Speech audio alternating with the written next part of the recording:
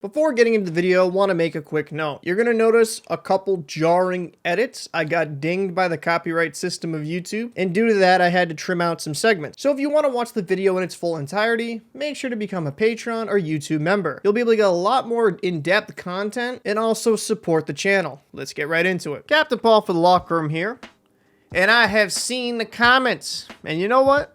Fine. You want me to go a little bit more detail? That's fine with me.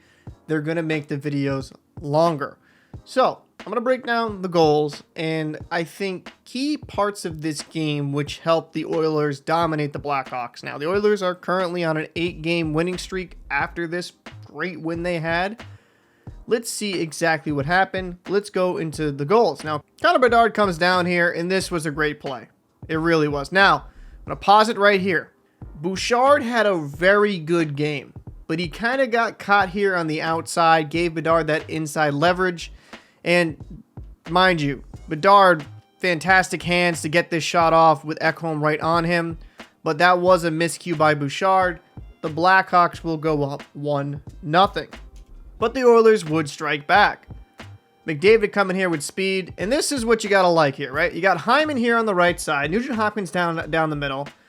I understand what the Blackhawks are trying to do. Like, McDavid is the most dangerous player on the ice. That opens up this lane, and he's all alone on Mrazek. This is unfortunate. Great finish on the forehand. Looking at it from this angle, yeah, you definitely got a shadow, but that opens a huge lane here in the middle. Beautiful finish for Nugent Hopkins. Now it is a tied game. This is a play I loved. Late in the first period, Kulak here on the forecheck. Look at him just take the guy out, try to get the puck. Ryan throws it right up here to Gagne. Boom! Right over the glove. It's all because of Kulak here.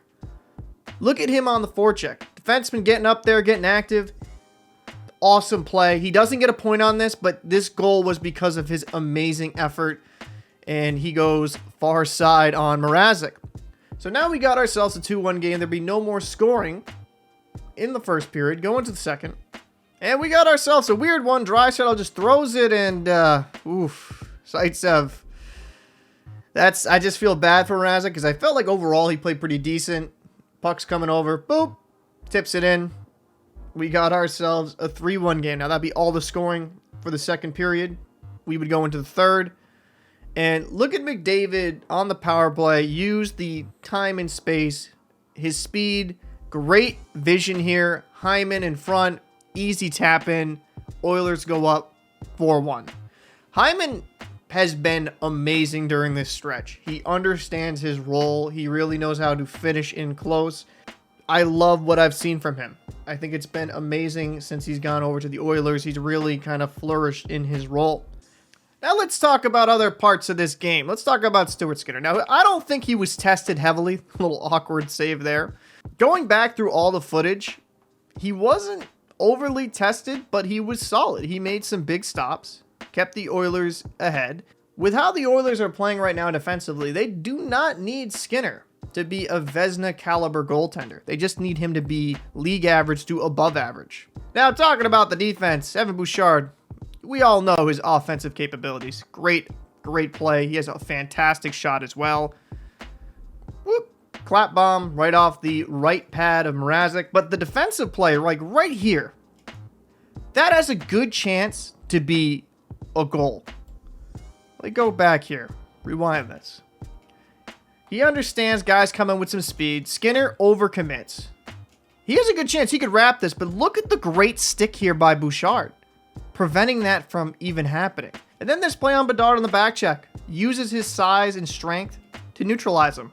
Sometimes I feel like when defensemen are playing higher skilled players, they get caught up in watching the puck. Just takes the body. And he played really steady. The transition is helping the Oilers create good offense. It's really benefiting them. And just the hustle they're showing throughout this game, creating odd man rushes. They won't score on every single one, but it's making the defense of the other team respect them and have to give them more space, which create really great offense. Now, the forecheck too of the Oilers that you'll showcase right here. It makes them create mistakes. The Blackhawks, look, he panics, and due to that, throws the puck in open space. CC's able to gather it, throws it on net, gets a shot. Ekholm up. Again, transition. Keeping the Blackhawks on their heels. It was what I noticed the most throughout this game. And then the offensive zone pressure. This was a beautiful play. Beautiful play. I kind of want to rewind this again. It will let me. Down low. McDavid taps over Hyman. Right in front. Backhand spinning effort. Good save there by Mrazek. The Oilers just kind of dictated the tempo for a large part. Now, again, good transition. McDavid. See, this is what I love about McDavid that I feel like doesn't get really talked about with other players, especially when he's in the zone. Look at this. You got two players, two defensemen in front of him, one behind him. What does he do? Now, he could just try to take a long-distance shot, and he has a fantastic shot, he could see. He curls, waits for the open guy, throws it back, tries to get a better opportunity on net. Now, Hyman kind of whiffs on that, but just the patience, the offensive zone pressure, understanding they don't need to rush these plays. It's just good hockey. I love it. Now, again, the forecheck is causing like good neutral zone defense, especially. I mean, more of a turnover in the Blackhawks own zone, but it's creating opportunities like this where you get it doesn't hit the net, but you're creating offensive zone pressure. Again, neutral zone. Terrible turnover there. Draisaitl's just sitting there like, oh, well, the can of corn, and they'll get more time in the zone. It's been a great aspect of their game. And then Hyman driving to the net using his speed and strength. Good save there by Mrazek. The Oilers just have really good fundamentals right now. And again, the forecheck / neutral zone defense. Blackhawks are trying to create something. Now, great stick here. I do believe the Blackhawk player, if he throws that over the right side, this doesn't happen. But again, because the Oilers are using their size, their speed, they're just making life hectic for the Blackhawks. Now, defensively, good keep in there by Ceci. Good shot. And this creates offensive zone pressure, making Mrazek have the net pop off the pegs. Again, just so much havoc against the Blackhawks. Draisaitl, good attempt there. They just had a very good cycle throughout most of this game. And the dump and chase, I do want to talk about this a bit. They were very smart when they dump and chase throughout this game. I'm probably talking way too much, but I like talking hockey. And it allowed them to have good puck possession, right? Especially on line changes.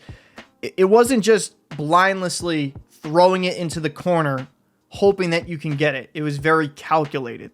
The Oilers were very calculated with their dump and chases. Like right here, around understanding you're going to have some off-zone pressure. They allowed to sustain this later on. They get the puck back, get a shot from the point. Again, not a goal, but good pressure. So they're able to make the Blackhawks really feel it. Now here, first period. Oof, fourth line, just plug it away. Trying to get things going. This is what you want to see from a good fourth line. Just you want them to have offensive zone pressure. ESPN Tractor shows 30 seconds. That's what you want. It's unfortunate, little bobble of the puck. And then again, Brown here on the PK. And that also shined in this game. On this particular power play, the Blackhawks had 0 shots on net. I didn't know whose power play it was at one point. And another player I got to mention here. Look at him. Look at Ryan right here. 3 defenders around him. Chicago's on the power play. He delays them for about 10 seconds. Look at this hustle. Look at this effort being a disruptive force. The Oilers are having lines 1 through 4 really contribute and make life a living hell for the other team, even on their own power play. I'm putting this clip in here because it's not going to show up in the box score, right? People are not going to rave about this, but it's plays like this that helps you win games. Yeah, 10 seconds might not seem a lot, but it's 10 seconds less they have on that power play. And then the Blackhawks weren't great on their power play by any stretch of the imagination. They would Oilers would get another shorthanded opportunity. Nothing really comes of it. Good 2-on-1. The Oilers win this game 4-1, and the shots were 29-23 in favor of the Oilers. But most of the shots the Blackhawks did take weren't in high dangerous scoring areas, whereas I compare the Oilers really were getting good shots off, keeping the Blackhawks on their heels, and just making it very hectic for them. If Edmonton keeps up this type of play, they're going to be a force to reckon with. I would still love them to add another top 4 defenseman if they could. I know the cap constraint, it's going to be very difficult to do so, but if they keep playing like this with their size and their speed, they should be able to claw themselves back into a top 3 spot. It's a long road ahead, but they can do it. They do have the potential. Another thing I do worry about is the backup. I think Calvin Pickard has done very well in his role. Can you rely on him to be a good enough backup for the Oilers? That's the honest to God question. With defense like this, absolutely. But if Pickard's your backup, Skinner cannot have a massive aggression. Maybe an off game or two, but he needs to continue this consistency we are seeing right now. I'd like to know your thoughts down below. Who stood out to you the most this game? I'm Captain Paul. I'll see you in the next one.